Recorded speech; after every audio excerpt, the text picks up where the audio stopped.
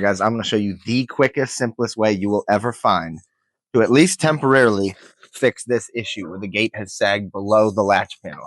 All you'll need is a shovel or something to pry up on the gate from the bottom, a crescent wrench, which most people have, a couple blocks of wood, doesn't have to be wood, just anything to hold the gate up, impact or drill, and then a couple of screws. Here's how it's done. I am first going to lift the gate as much as I possibly can and try and get it held up as high as I possibly can.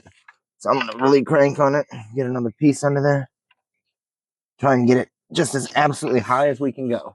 And if I look here, I can see that it's overcorrected up. Now that it's been lifted and braced in the upward position, I'm going to take some screws. The more the merrier, but honestly, 10 or 15 screws ought to do it.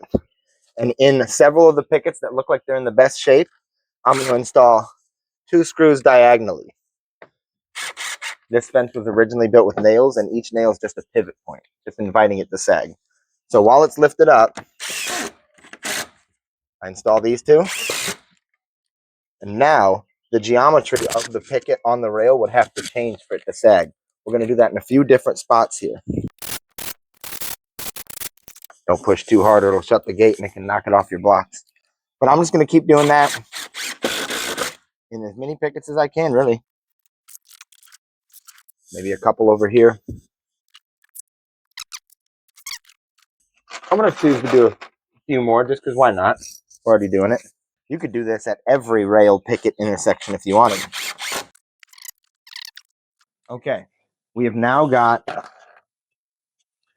a number of screws installed in the pickets, which will reduce their ability to pivot on the rails, on the nails. Now I'm going to take a crescent wrench. You can use an impact for this. I just want it to be as homeowner friendly as possible. And I'm going to carefully snug these down as much as they'll give us. You'll notice they're all a little loose. Same thing, going to do that on all 6 bolts. See, that one's pretty good. Just snug them down. Don't over tighten them and strip them out. That's obviously doing more harm than good.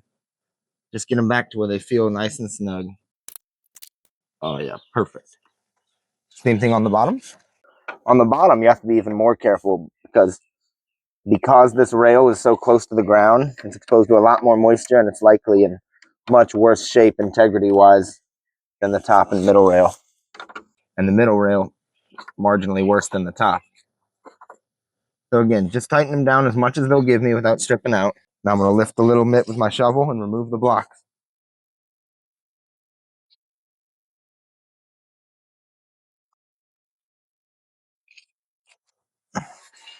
Let it down.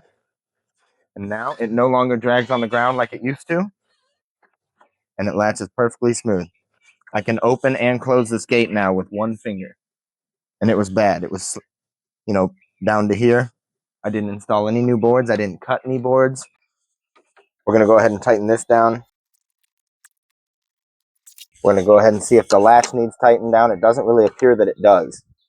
These appear pretty tight still, but you'll often find that these also need some attention. So, with absolutely no new install of boards or lumber, no new pickets, just a crescent wrench, a couple blocks of wood, a shovel, some screws, and a drill, we have made this gate once again one finger smooth. That is the quickest, simplest gate fix you will find anywhere on YouTube. A lot of fence guys don't even do this. Again, it's temporary, but temporarily we're back to one finger smooth. You can't beat that. We're almost at 1,000 subscribers, so if this video did anything for you, helped you out, saved you some time, helped you kick this particular can down the road, consider subscribing to the channel. We're almost at 1,000 subs, and it means the world to me.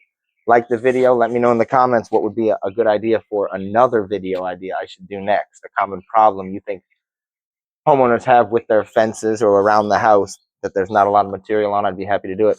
Engage with my other content, and I'll see y'all on the next one. Thank you.